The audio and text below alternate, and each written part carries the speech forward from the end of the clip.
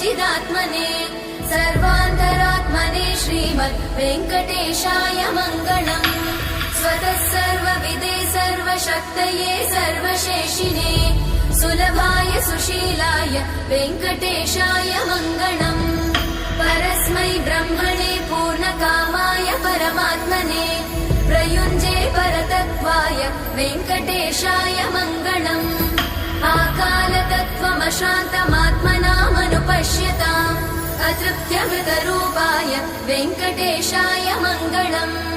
प्रायस्वचरणौ पुंसां शरण्यत्वेन पाणिना कृपया दिशते श्रीमद् वेङ्कटेशाय मङ्गलम्।